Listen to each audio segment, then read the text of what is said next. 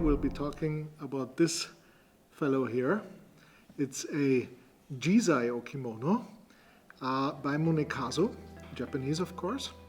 And we'll be explaining a little bit what JIZAI Okimono actually is.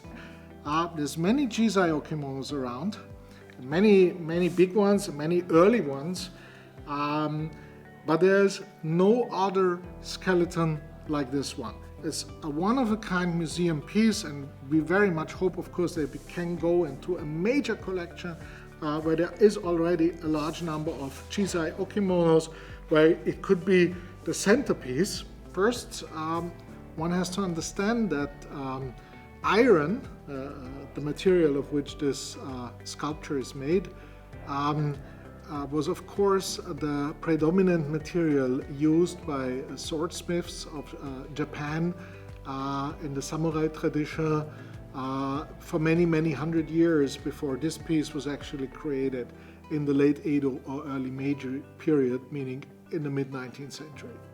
When the samurai tradition was literally eroded and essentially then forbidden during the Meiji period, the swordsmiths had increasingly to look for new topics, for new subjects they could work. And that was the beginning of the JIZAI Okimono, which is also made of iron.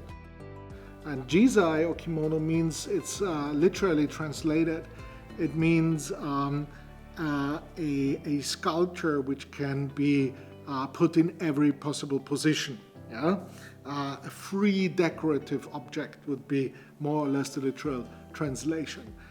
So this skeleton here is made of more than 100 parts, significantly more than 100 parts. Just every foot is already more than 20 parts, as you can see here. And it can be put in as many positions as you want. You can remove it here from the base, and you can actually seat it, like this, where it's very comfortable position, and it can have the hands like this in this position, or it can have one hand raised and touch his face. The head can be turned. The tradition was started in the 18th century by the Myojin family. And there were noted swordsmiths, not only a family but also a school. The Myojin family started to create very simple objects, crustaceans and dragons and dragonfish, dragon carps, and all kinds of mythical animals. Now, to create a skeleton like this fellow here is an enormous challenge. So it's in an exact scale of 1:4, and it's a near accurate depiction of the human body. We have all here the little bones in the feet and in the hand, which are accurately depicted. We have, I'll turn this around now carefully, we have the spine, you can see here, with every single spine bone depicted separately. We have the head, the skull, and the teeth modeled separately. And we have here, of course, the jaw that is opening, and this is revealing a absolutely accurate interior of the skull. Most likely, this is the only existing example. Now, it was created and signed by Tomiki Isuke I, his art name much better known, MUNEKAZU. He lived from 1853 to 1894, so he died very young, only 41 years old. He was known as quite the eccentric artist. He did some snakes, which puts him in the tradition of the Myojin school, but he also did this skeleton, which is absolutely unique. It's signed here in the tradition of MUNEKAZU with an inlaid silver plaque.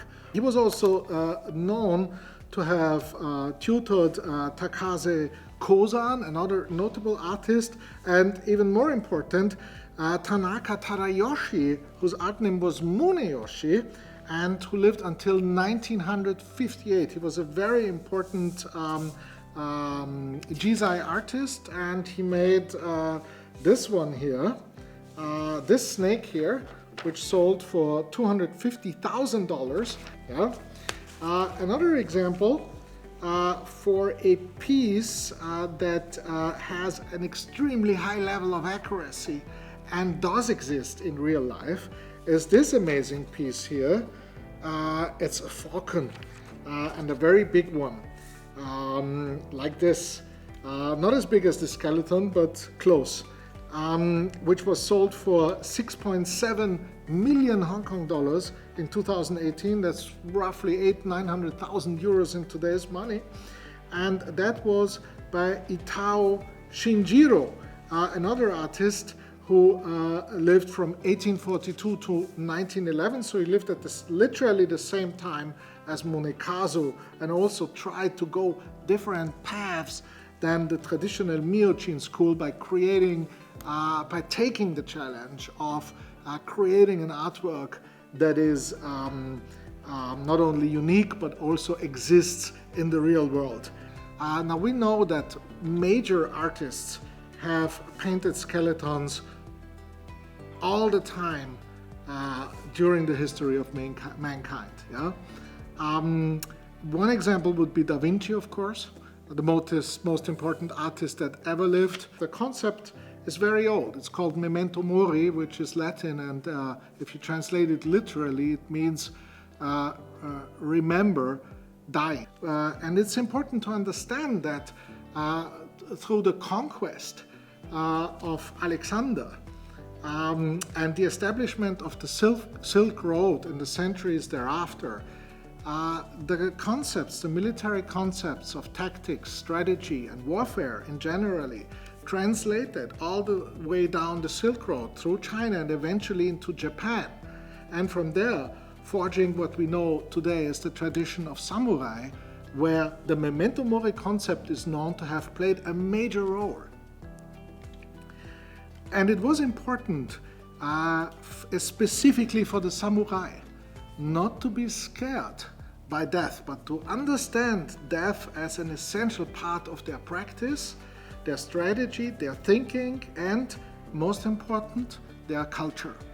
And for this reason, it was important for MUNEKAZU to create a skeleton that doesn't have a menacing, let alone threatening look, but more a calm and realistic look that you would allocate more to a companion, to a comrade. And this is what makes this piece so special. Another very known feature of this concept, or angle of this concept, is the Chittipati. It's an essential part of the Tibetan death culture, which shows dancing skeletons. Also many times in a humorous, funny way, a way that was developed by Tibetan monks to understand that death is not something to be afraid of. And we'll close this with a few Japanese pictures of skeletons, because there are some that can also be compared. One that is really good is by Kawanabe Kiyosai, the dancing skeletons, which I think is in the British Museum, yes. Another humorous approach to depict a skeleton. I am very sure that MUNEKAZU studied this work by Kawanabe Kiyosai before he actually created his version of the skeleton. Another good study object would be this very famous woodblock print by Kuniyoshi. It's a triptych, as you can say. Also the depiction of skeletons is actually Mitsukuni, who is defying the skeleton specter. Yes, of course, here the skeleton in a bit menacing variation, unlike this piece, but it really shows how close actually menace and companionship can be if an artist works the character of an actually static item. That is not the case here, because we know we can put this in any position we want, and that is the essential cleverness of this piece.